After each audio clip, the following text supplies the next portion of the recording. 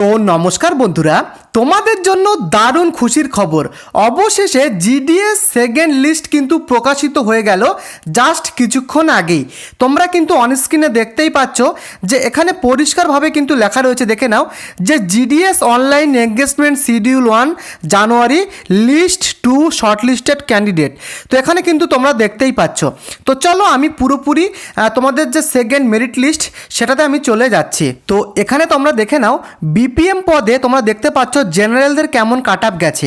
তোমরা দেখতেই পাচ্ছ 91, 91, 91.2, 91.2, 91.2 এরকম কাট আপ কিন্তু তোমরা দেখতেই পাচ্ছ। এছাড়া তোমরা কিন্তু আরও দেখে নাও, এখানে কিন্তু আরও প্রচুর রয়েছে ইডাব্লিউএসদের কাট আপ কেমন গেছে তোমরা দেখে নাও। 89 কিন্তু কাট আপ গেছে। এবং আমি যদি এখানে কিন্তু প্রচুর কিন্তু লিস্ট প্রচুর বেরিয়েছে।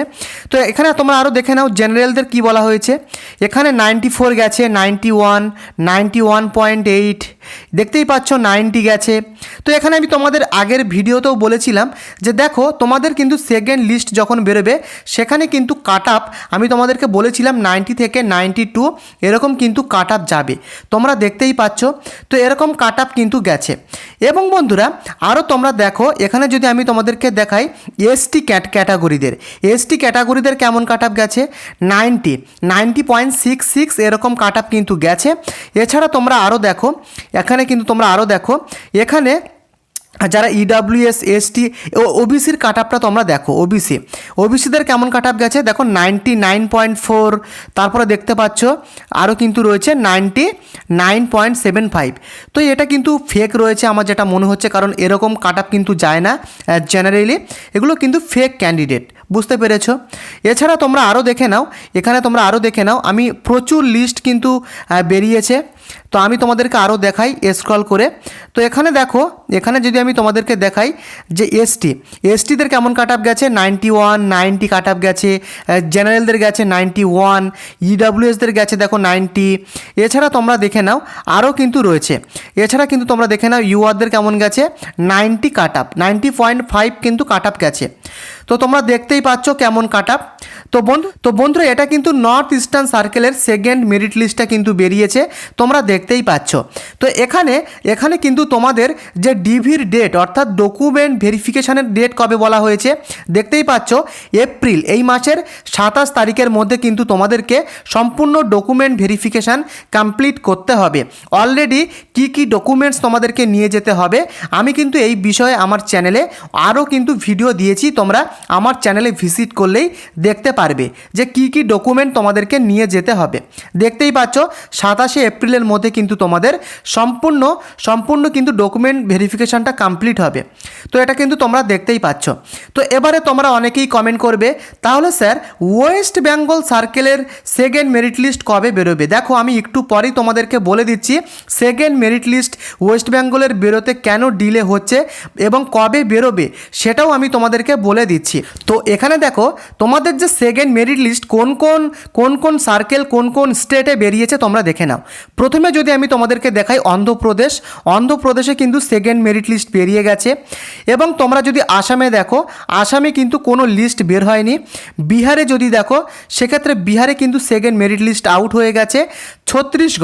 ছত্তিশগড়ে তোমরা দেখো, ছত্তিশগড়েও কিন্তু সেকেন্ড মেরিট লিস্ট বেরিয়ে গেছে। এছাড়া তোমরা যদি দিল্লি দেখো, দিল্লিতেও কিন্তু সেকেন্ড মেরিট লিস্ট বেরিয়ে গেছে। গুজরাটেও বেরিয়ে গেছে। হরিয়ানাতেও কিন্তু বেরিয়ে গেছে। হিমাচল প্রদেশ দেখো, হিমাচল প্রদেশেও কিন্তু বেরিয়ে গেছে। জম্মু কাশ্মীর দেখো সেখানেও বেরিয়ে গেছে।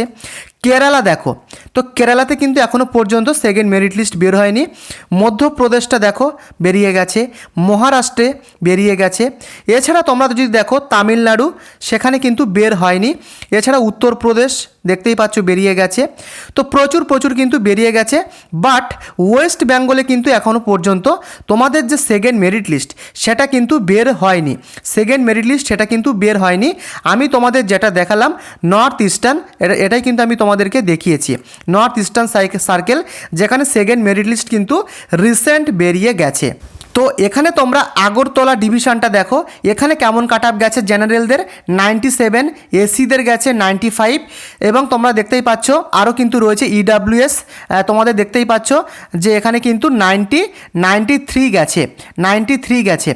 পিডাব্লিউডি তাদের কেমন গেছে 90, তোমরা দেখতে পাচ্ছ ইডাব্লিউএস 93, এছাড়া কিন্তু তোমাদের কিন্তু আরও দেওয়া রয়েছে, তোমরা দেখে নাও, এখানে তোমরা দেখে নাও আরও কিন্তু গেছে 95 গেছে, 95 গেছে, দেখতেই পাচ্ছ 95, এসটি কটা ইউআরদের 95 এরকম কিন্তু গেছে।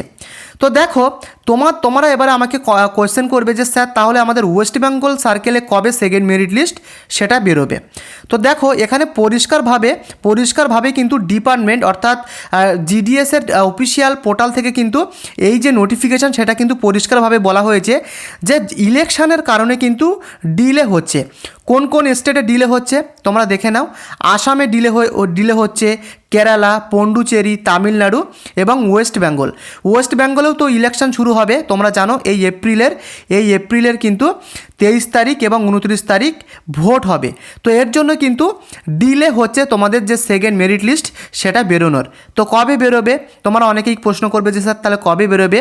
দেখো এখনও পর্যন্ত তো সেকেন্ড মেরিট লিস্ট বের হয়নি, জিডিএসের পক্ষ থেকে পরিষ্কারভাবে বলে দেওয়া হয়েছে যে ইলেকশনের কারণে কিন্তু সেকেন্ড মেরিট লিস্ট সেটা কিন্তু বেরোতে লেট হচ্ছে, তোমরা বুঝতেই পেরেছো।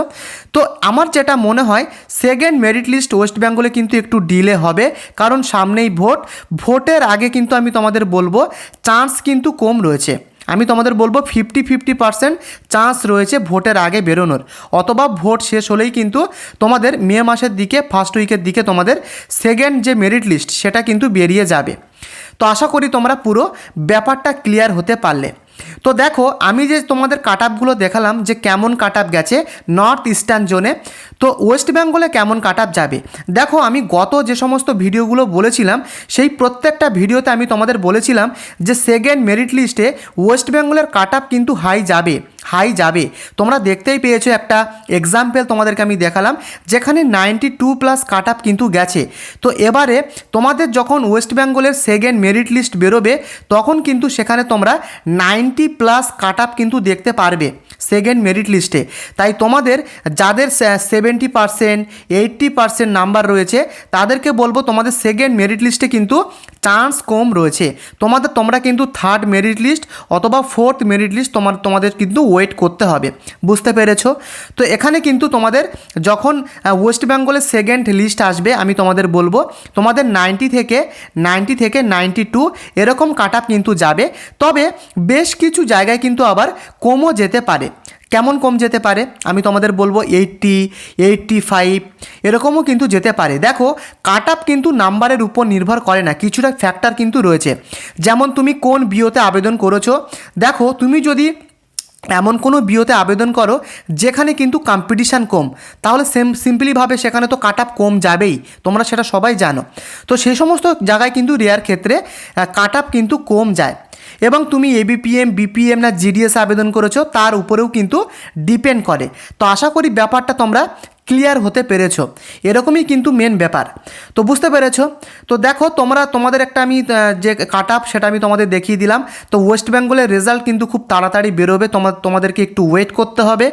তো তোমরা কোথা থেকে ভিডিওটি দেখছো এবং তুমি কোন বিওতে আবেদন করেছো এবং তোমার পোস্ট অফিসের নাম কি রয়েছে প্রত্যেকে লিখে জানিও।